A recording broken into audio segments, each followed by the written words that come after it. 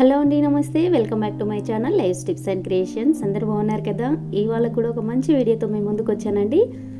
చాలా మంచి healthy and different snack item మీరు తప్పకుండా ట్రై చేయండి.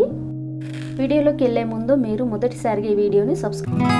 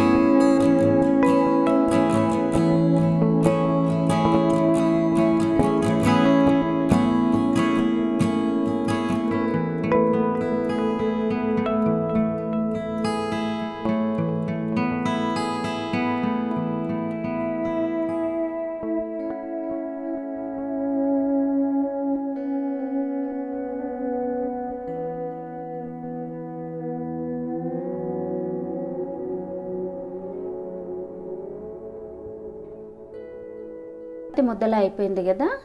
ఇప్పుడు కొంచెం ఒక స్పూన్ అంతా ఆయిల్ వేసుకొని పిండికి మొత్తం పట్టేట్లుగా కలుపుకోవాలి. ఇది స్టిక్కీగా రాకుండా ఉండడం కోసము మనము ఈ ఆయిల్ని వేస్తామండి.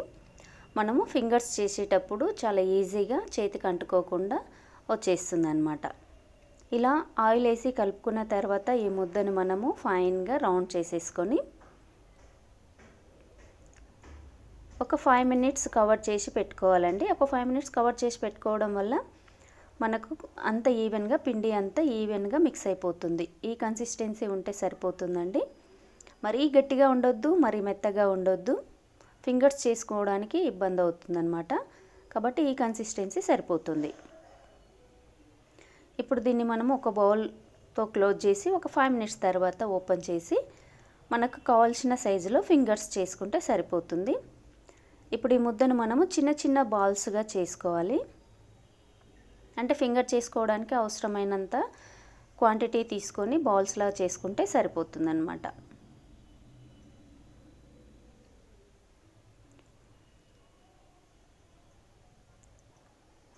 చూడండి, అన్ని బాల్స్ మనకు కావాల్సిన సైజులో ఫింగర్స్ కోసం సెలెక్ట్ చేసుకొని మనమే పిండిని అలా ఉండలుగా చేసుకుంటే సరిపోతుంది.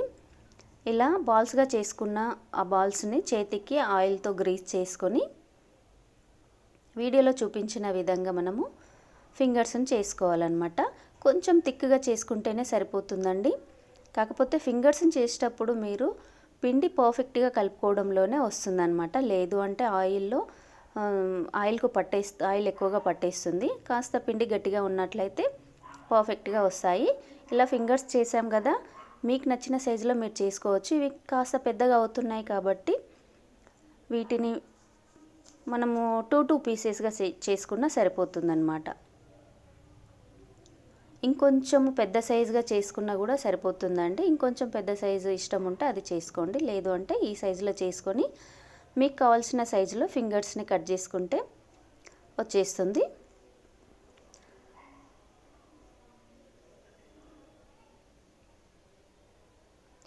ఇలా కట్ చేసుకున్న ఫింగర్స్ అన్నింటిని ఒక దగ్గరగా తీసుకోవాలి. చూసారు కదా. లేదు అంటే మీరు అన్ని ఫింగర్స్ అన్నీ ఒకే దగ్గర పెట్టేసి సేమ్ సైజులో కూడా కట్ చేసుకోవచ్చు అండి. అప్పుడు ఇంకా చాలా బాగా ఉంటుంది. ఇప్పుడు ఒక స్టవ్ పైన ఒక ప్యాన్లో డీప్ ఫ్రైకి సరిపడా ఆయిల్ పెట్టేసుకోవాలి.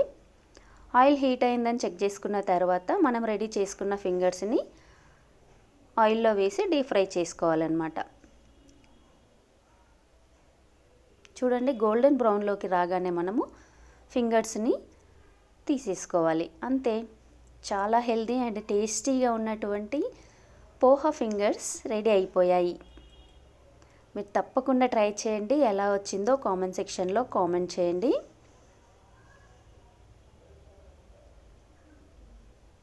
చూడండి, ఆయిల్ అబ్జర్వ్ చేసుకోవడానికి టిష్యూ పేపర్ పైన వేసుకొని మనము ఒక 2 మినిట్స్ తర్వాత సాస్తో కానీ, అంటే టొమాటో సాస్తో కానీ, లేదంటే అలాగే సర్వ్ చేసినా కూడా చాలా టేస్టీగా ఉంటుంది.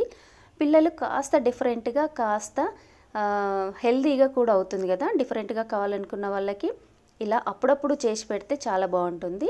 చూడండి, చాలా క్రిస్పీగా, చాలా బోలుగా, డెలికేట్గా వస్తాయి అన్నమాట. ఇంట్లో స్నాక్స్ లాగా అప్పుడప్పుడు ఇలా వెరైటీగా చేసి పెడితే చాలా ఇష్టంగా తింటారండి. మీరు తప్పకుండా ట్రై చేయండి. మరిన్ని మంచి వీడియోస్ కోసం మన ఛానల్ని సబ్స్క్రైబ్ చేసుకోండి. Thank you for watching.